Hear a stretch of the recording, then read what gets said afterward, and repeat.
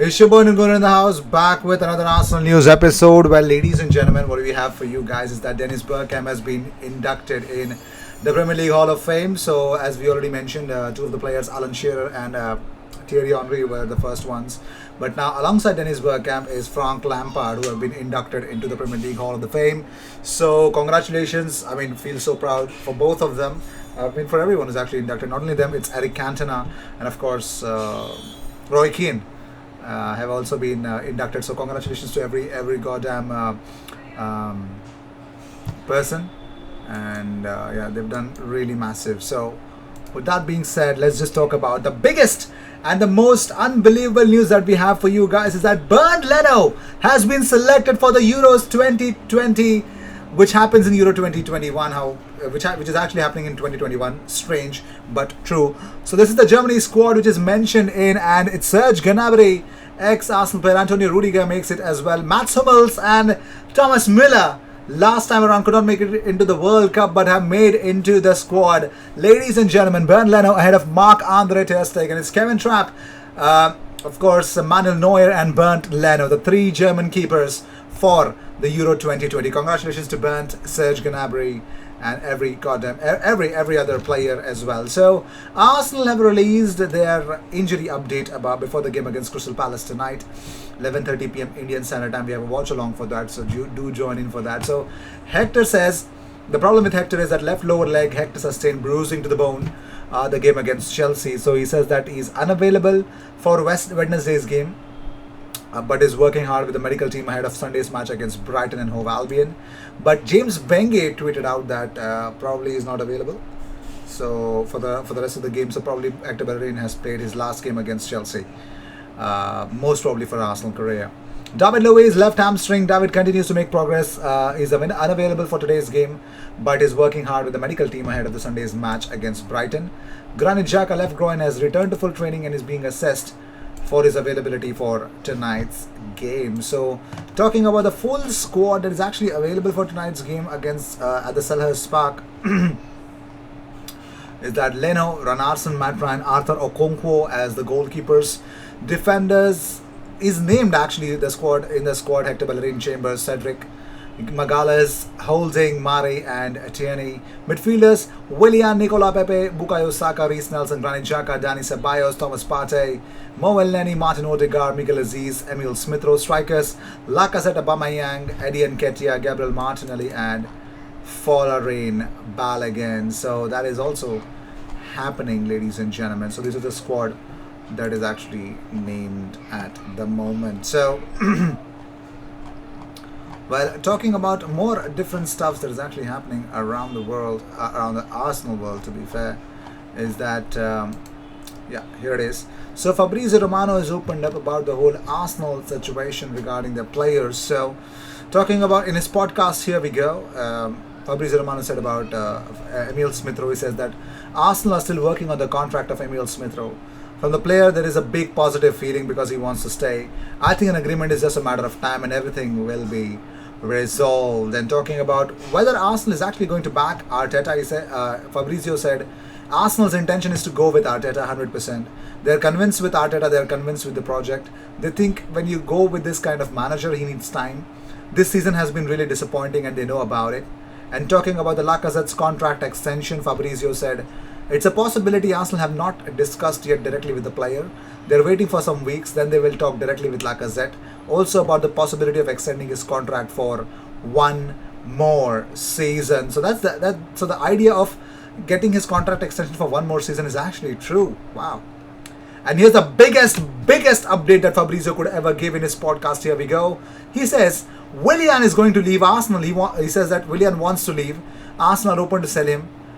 They need to wait for some proposals, but the feeling around Willian is that he's leaving this season. He has a lot of opportunities to leave. So Willian is actually leaving Arsenal, and it's true. It is true. And Fabrizio said it, so there's some truth to it. I would believe him. I would believe him for sure. And also about Lucas Torreira, Fabrizio said Torreira is a player who can leave the club this summer, but at the moment from Boca Juniors, Arsenal haven't received anything. They expect something different from Europe, Italy or some other South American clubs.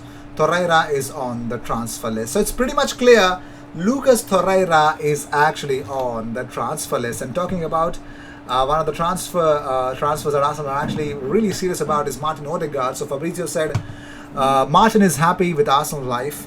Odegaard is really happy, but he's on loan without any option to buy. He's waiting to understand what happens with Zidane. Let's see what happens with his future between Arsenal and Real Madrid. So that's a reality, ladies and gentlemen. So we don't take out that equation away. So as mentioned before, Arsenal will be wearing their away kit for next season in tonight's game, in tonight's away encounter at the Selhurst Park. Arsenal versus Crystal Palace. They're going to be wearing their iconic reiteration of their older kit as well. So moving on. So Mikel Arteta on clarity at the board level. Now takeover bid was rejected. So Mikel said that I think if I've been something, it's honest. Probably once I was too honest. So if I cannot see something or I have doubts, I will say it now. I have no doubts. It's so clear, and it's a very clear statement from the ownership, very clear direction from the ownership, very clear direction with what we want to do. There's zero question marks there. So it's pretty much clear. And talking about Emerson Royal to Barcelona. So according to Sport, all parts of Emerson Royal point to Barcelona. However, there are some aspects that are not quite convincing. Should he not get assurances, he would consider other options. Playing in the Premier League attracts him most, with Arsenal the best position team to take him. So Arsenal are really serious about Emerson Royal, and it's not a joke. It is not a joke. So stop thinking about things. So yes, ladies and gentlemen.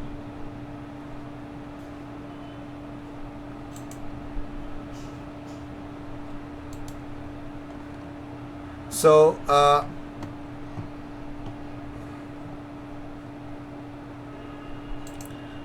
the thing that I would want to tell about the Crystal Palace, they have a problem. Eberechi Eze has dealt with an injury blow. Now there's a big problem. Eberechi Eze had it's a serious injury. Like he might lose more than a season kind of an injury.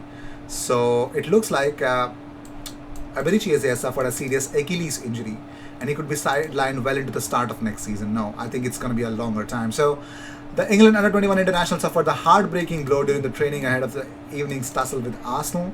So yeah, I was looking forward to seeing him play tonight against Arsenal, but Roy Hodgson confirmed that he'll be stepping down, and of course this injury is a big blow. He says that we've got some team news. I suppose we've got a couple of players that we need to assess for the game tomorrow. It's going to be Scott Dan and Eberechi Eze. We're going to have to assess them before the game. I'm hopeful that they'll make it, but we'll have to wait and see. So Eberechi Eze's injury, well, the severity is a big problem, but it looks like, according to some reports, Eberechi Eze is going to meet a specialist and is going to find out the extent of the injury and when can he actually come back and what are his options right now. So we don't know about it. So it's sad to come across this kind of news. It's really sad, but that is that. So moving on. So it looks like Arsenal has had a poor campaign this season under Mikel Arteta. We all know that, but there's a new stat.